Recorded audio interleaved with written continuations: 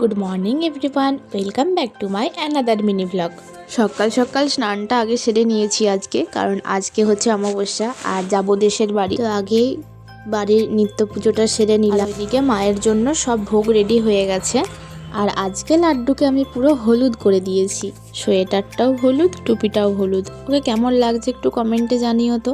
প্রতিদিন ওকে একটা একটা সোয়েটার পরিয়ে এত সুন্দর দেখতে লাগে আর এত দারুণ ওর ফিটিং হয়, মানে আমি শুধু তাকিয়েই থাকি ওর দিকে।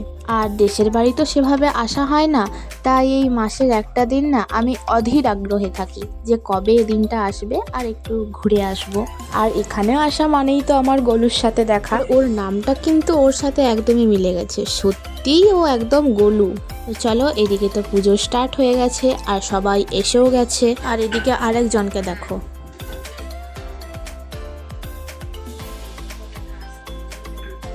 যখনই আমি ওর হাতটা ধরে লাঠির হাতে ঝাঁঝরা বাজিয়ে দিচ্ছিলাম, এত হাসছিল যে কি বলবো, তোমরা নিশ্চয়ই দেখলে। চলো, এবার হবে মায়ের আরতি। আমি প্রদীপটা রেডি করে দিলাম। তাহলে এদিকে পুজো তো শেষ, এবার আরেকজনের মজা দেখো। ওর থেকে লাঠিটাই বড়, তবুও লাঠি নিয়ে যে ও লাঠি নিয়ে ধাওয়া করছিল, আমি তো বুঝতেই পারলাম না। আর এদিকে কাকুকে বললাম দুটো ডাব বেড়ে দিতে। জল খেতে কতটা আমি ভালোবাসি সেটা নিশ্চয়ই তোমরা জানো, তবে জল কতটা বেরোবে জানি না, ওটা তো নারকলই হয়ে গেছে। আর এদিকে বিকেলবেলা রেডি হয়ে চলে এসেছি রিহার্সে, দেখি আরেকজন খুব নাচ করছে। তারপর গিয়েছিলাম একটু ফুচকা খেতে। So that was it for today. Okay, by.